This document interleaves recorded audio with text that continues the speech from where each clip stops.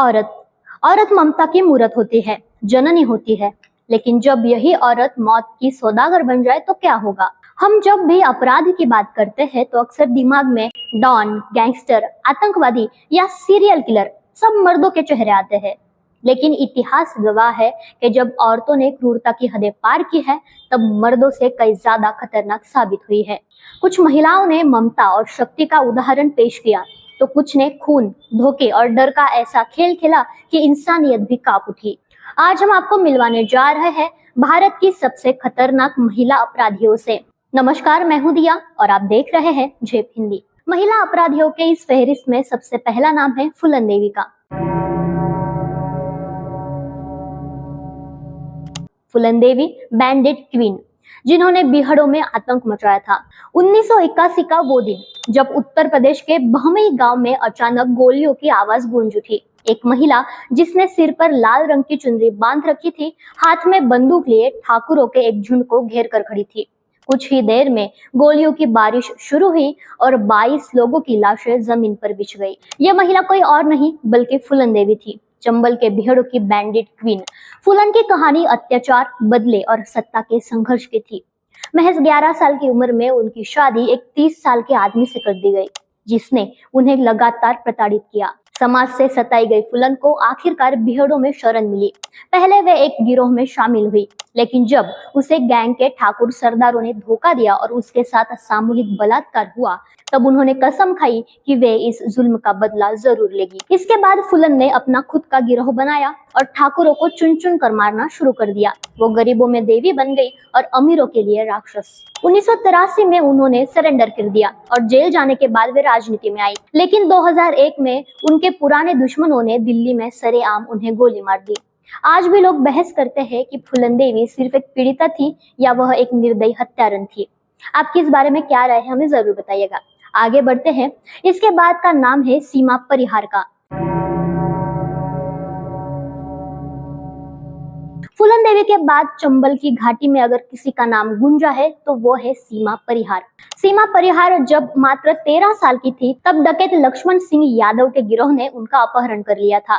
धीरे धीरे वे भी इस गिरोह का हिस्सा बन गई और चंबल के बिहड़ों में अपना दबदबा उन्होंने बना लिया। करीब करीब 18 साल तक उन्होंने लूट, हत्या, अपहरण और फिरौती जैसे अपराध किए। कहा जाता है कि उनके ऊपर 70 से ज्यादा आपराधिक मामले दर्ज है। लेकिन 2000 में उन्होंने आत्मसमर्पण कर दिया और अपराध की दुनिया को अलविदा कह दिया। सीमा परिहार की जिंदगी पर आधारित फिल्म वुंडेड बनाई गई थी, जिसमें उन्होंने खुद ही अपनी भूमिका निभाई थी। इसके बाद वे 2010 में बिग बॉस सीजन 4 का भी हिस्सा रही, जहां दर्शकों को उनकी असली जिंदगी जानने का मौका मिला। फूलन देवी और सीमा परिहार वो स्त्रियां थी जिन्हें परिस्थितियों के चलते अपराध की राह चुननी पड़ी।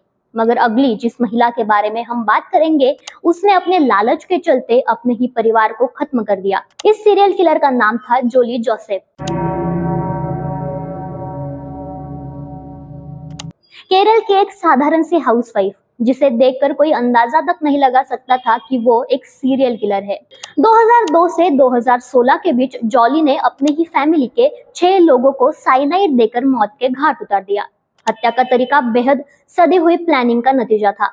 चाय या खाना, उसमें मिला हुआ जहर।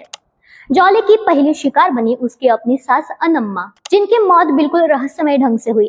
कुछ साल बाद ससुर का भी यही हाल हुआ। फिर पति की भी इसी संदिग्ध परिस्थितियों में मौत हो गई। लेकिन जॉली यही नहीं रुकी। उसने अपने देवर, उसके बेटे और एक और रिश्तेदार को भी साइनाइड देकर मार डाला, जिसका मकसद था पैसा, प्रॉपर्टी और अपना नया जीवन साथी चुनने की आजादी।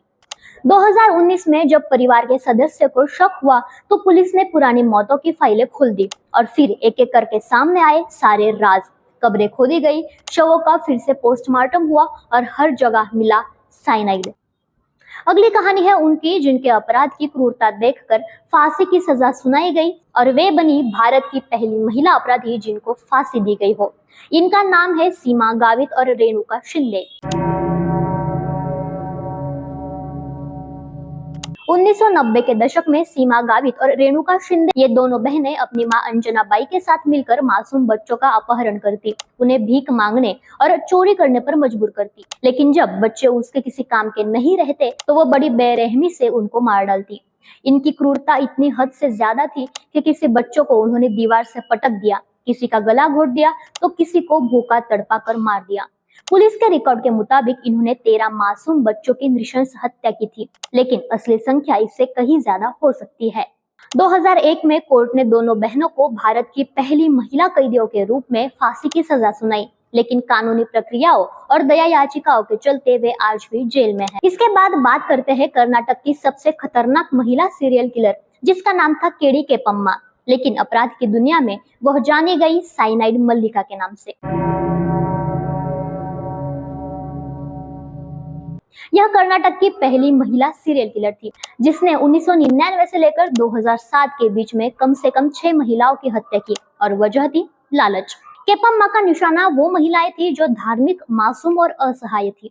वो खुद को एक धार्मिक और दयालु महिला दिखाती, मंदिरों में अकेली और परेशान महिलाओं से दोस्ती करती, धीरे धीरे उनका विश्वास जीत लेती, फिर उन्हें किसी दूर दराज के मंदिर में ले जाती और कहती कि वहां पूजा करवाने से उनकी परेशानियां खत्म हो जाएगी। जब महिलाएं पूरी तरह से उस पर भरोसा कर लेती तो केपम्मा उन्हें प्रसाद में साइनाइड खिला देती। जैसे ही जहर का असर होता, वह महिला तड़प कर दम तोड़ देती और केपम्मा उससे गहने और पैसे लूटकर वहां से गायब हो जाती। 2007 में पुलिस ने जब एक महिला की संदिग्ध मौत की जांच की तो धागा खुलता चला गया और जल्द ही पता चला कि कर्नाटक के अलग अलग मंदिरों में एक जैसे ही तरीकों से कई महिलाओं की मौत हुई थी। जांच के बाद जब पुलिस ने साइनाइड मल्लिका को पकड़ा तो पूरा सच सामने आया। वो सिर्फ एक लालची हत्यारा ही नहीं, बल्कि एक ठंडी दिमाग वाली साइको किलर थी, जो अपने फायदे के लिए किसी को भी मार सकती थी। अदालत ने उसे फांसी की सजा सुनाई, जो बाद में उम्र कैद में बदल दी गई। तो ये थी कुछ महिलाएं जिनकी क्रूरता दिल दहला देने वाली थी। इन कहानियों में से कुछ महिलाओं ने बदले की आग में जुर्म की राह पकड़ी, तो कुछ ने लालच और सत्ता की भूख में इंसानियत दांव पर लगा दी। आपकी इस बारे में क्या राय है, हमें कमेंट करके जरूर बताइए। अगर इसमें से किसी एक टॉपिक पर आपको विस्तार से और जानकारी चाहिए हो तो वो भी कमेंट करिए।